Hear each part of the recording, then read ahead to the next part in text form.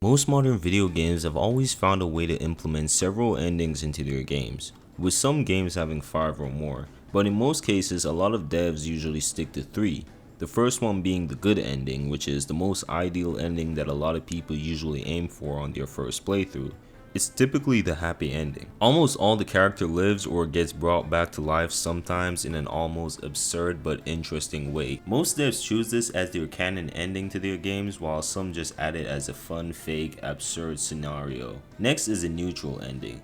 These type of endings usually end on a bittersweet note. Good things happen, but at the cost of losing something or someone. And finally, the bad ending, which sometimes gets called the evil ending. These are the worst possible ending that most of us try to avoid on our first playthrough, whether it's letting the world get destroyed while your allies turn against you, or killing a super important character that was supposed to be heroic. Again, while this type of ending isn't something that most people go for, you can't deny that there isn't something interesting about it, which led me to think about how Fromsoft execute the bad endings in their games. Now, if you played all the Souls games, specifically the Dark Souls trilogy, you might realize that there aren't necessarily any quote-unquote bad endings in the games. And that's true for the most part. This is something that I love because it's not a matter of just a simple choice affecting the ending, but instead requires the player to delve deeper into the lore and gain a better understanding of it, so that they can make up their mind on what ending seems more fit to where they stand morally. I know I'm kind of glazing right now, but for games that are set in a dark fantasy setting where there is a mentally insane mutated horseman and a demigod eco-terrorist running around, FromSoft's decision on making their endings is surprisingly realistic. The reason why I say this is because in the real world, a lot of our choices aren't always black and white. There is a lot of gray areas to stuff. So in the case of Dark Souls, no ending isn't necessarily bad, since all the endings have a weird bittersweetness to them, except for a couple of course. But before I get into my favorite bad endings, let's start from the beginning where it all began. Demon Souls. In Demon Souls, the kingdom of Boletaria has been engulfed by a deep fog, filled with demons, trapping the souls of its inhabitants. We the player must navigate through 5 distinct worlds, each ruled by a powerful demon, and defeat them to access the Old One's lair. As the player progresses, they uncover the lore of Boletaria, learning about King Alon's quest for power and the consequences of awakening the Old One. Ultimately, our choices at the end determine the fate of Boletaria and its inhabitants, leading to multiple endings based on our actions throughout the game. Now let's talk about the endings. In the ending of Demon Souls, our character gets transported to the world below the Nexus with the help of the Maiden in Black. The Old One, which is the old primordial demon, wants us to bond with it, becoming its new host. However, when we go inside of it, we see the current host, King Alon, and let's just say he's not in the best shape. After killing him, we get 2 options. Option 1 being the good ending where we let the Old One sleep, or option 2, kill the Maiden in Black and become the new host of the Old One, which is, as you can guess, the bad ending. Option 1 will make the world free of demons and magic and return back to somewhat normal, while option 2 is the opposite. The world will still have magic and monsters, and this might cause the world to, end pretty soon. Now the endings, especially the bad one, doesn't go into more details or anything. It's kind of just that, which I'm not mad about or anything, but I do wish there was more to it, if you get what I mean. But at the same time, this was FromSoft's first Souls game, so it's not really a big deal. Let's move on to the Dark Souls trilogy. Earlier in the video, I stated that these games don't really have any quote-unquote bad endings, and that's still true for the most part. I mean, in Dark Souls 1, you have to either link the flame and continue the cycle, or let it die and become the Lord of the New Age of Dark. Now at first glance, you might think that linking the flame is the better choice. I mean, it's literally just continuing life as you know it. Everything is still gonna remain the same, but that's the problem. Everything remains the same.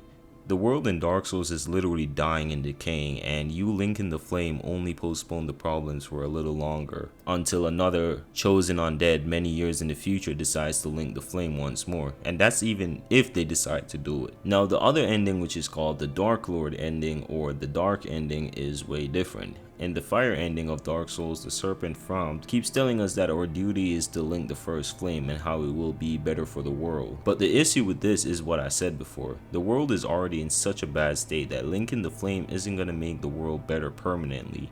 only temporarily. Also, the way Fram comes off is almost manipulative, but because it's the duty we've been told to carry out since the beginning of the game, we as players think it's the only right choice. Now, the Dark Lord ending happens when we speak to Kath, which is the other serpent. He tells us that Gwyn is a manipulator and that Link in the Fire isn't the best option for the world, especially for humanity, which is true to some extent because humanity in the Dark Souls world was made from the dark, and because of this said dark, Gwyn feared the potential power of it and so decided to place a curse on humans, removing their true power and nature. Kath also tells us we can become the new lords of this age of dark he's talking about, where humanity will strive and we will rule over everything. However, is Kath actually telling the truth? Yes and no. Kinda, I don't know. See, the dark is where humans were born, which is true, but at the same time it also brings out the worst in humanity, and as you can see in Ulasil, this is what happens when humans get exposed to the dark. But at the same time, we don't fully know if we would have succumbed to the same fate as the residents of Ulasil, since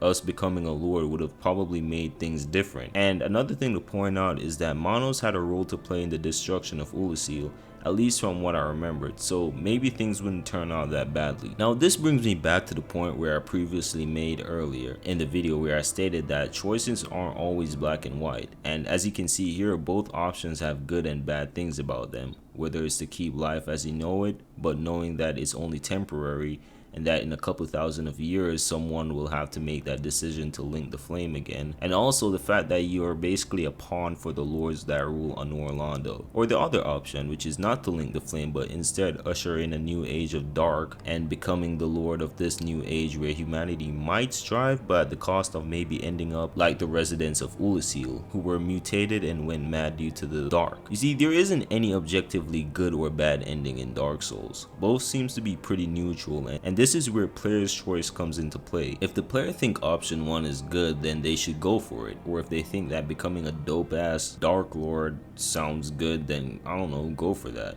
Now the endings in Dark Souls 2 and 3 are a bit similar, except the one where you step on the Firekeeper's head and take the flame for yourself. Nah, that's just straight up evil. But that's more like a secret throwaway ending, so I'm not gonna really talk much about it. So yeah, I'm not really gonna go too in depth about both Dark Souls 2 and Dark Souls 3's endings.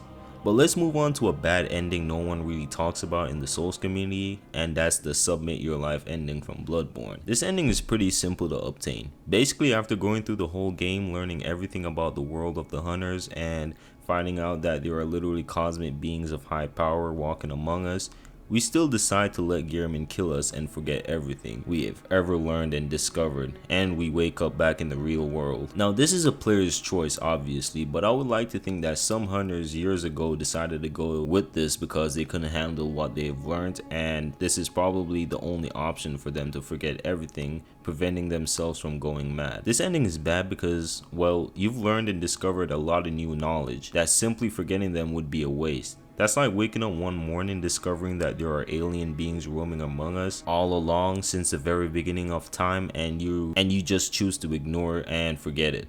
But then again, knowing that there are literally beings beyond our comprehension roaming around would probably drive us mad, so it's most likely best to forget that. Ignore the example. But it's still a bad ending though. However, we're not done with Bloodborne as yet, as there is another ending that's equally or even worse than the first one. This is when you choose to refuse submitting your life and then you have to fight Gehrman, killing him and then taking his place as the new host of the dream. Now killing Gehrman is actually doing him a favor, since being the host of the nightmare is pretty much being locked in an eternal prison, helping and mentoring people for, well, eternity. This is actually way worse than the first one. Now my two favorite bad endings are the Shura ending from Sekiro and the Frenzied Flame ending from Elden Ring. The reason why I love these two so much is because in previous Soulsborne endings, especially the Dark Souls trilogy, it's kind of hard to tell which ending is a good one and which is bad or evil. Those games leave it up to your own perspective, views, and knowledge on the game's lore, However, these two endings are genuinely evil. You don't need to read between the lines or study the lore to even understand. By the way the cutscenes play, you can tell that both characters have become corrupted by a sinister force. I want to do some comparisons between them, but let's talk about the Frenzied Flame ending first. This ending is achieved by getting fingered, and at the very end, after defeating Radagon and Elden Beast, your head gets replaced by the Frenzied Flame and the world is now engulfed in Chaos Flame. And at the very ending of this, we see Melina picking up Torrent's whistle, which seems to be burnt by the Chaos Flame, which means either he died or is currently, I don't know, injured or something. And she promises that she will deliver destined death to us. As you can see, this ending was an evil ending done right, as the choices you make earlier in the game affects the outcome leading to this. There's even a dialogue option of Melina earlier in the game begging and warning us about meeting the three fingers, which is why I love this ending so much, as the quest line is just super intriguing. Now for the Shura ending, it's basically just based on one simple choice: obey the Iron Code or help Kuro. If you choose to help Kuro, then you will have to fight your adopted father, the one that basically trained you as a child to become the shinobi you are today. But to be fair, the owl, which is your father, is a really bad dude, as he has some questionable intentions. I mean, it's revealed that he was the one that literally killed us that night 3 years ago after rescuing Kuro. However, if you choose the other option, then what happens is, instead of helping Kuro, you turn against him and help your father, or so it seems. But Emma definitely isn't gonna let this slide, so she decides to face us, and after killing her, she says Shura in her dying breath, referring to us becoming, well, Shura, which is basically the demon you've soon to become. Then after this, an old and sick Ishin comes out to face you, and you defeat him, as the power of Shura is way too strong. Immediately after this, our father tells us that he will now conquer Ashina and the whole country, but before he could finish his sentence, Sekiro, or in this case Shura, stabs him in the back, killing him. Wolf's arm is now engulfed in flames, and Kuro enters in shock as he sees that Wolf has fully become Shura. After this, we get a narration that states Shura went on a murderous genocide, killing thousands of people, and it's safe to assume that he killed Kuro as well. This ending is just so sinister because of the fact that Wolf basically became a murderous rampaging demon due to his lust of killing, stated in the lore for Shura, and the fact that it is implied that he killed Kuro, which is, you know, literally a child. Now, the similarities between these two endings are interesting.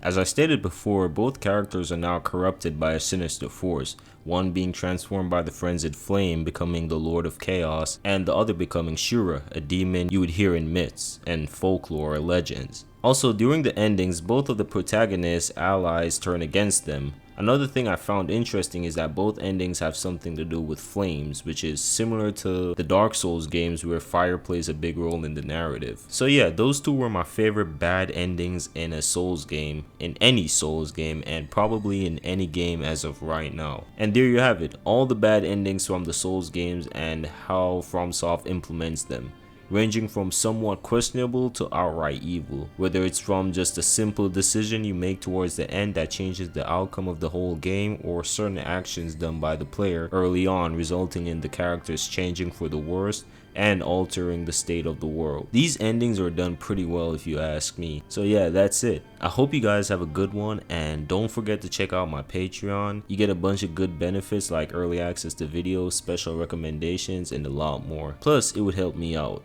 And speaking of Patreon, shout out to my members, Jabroni Jones, who's a paid member, Hugh Nguyen, and Frank Holos. Hope you guys have a good one, and yeah, that's it.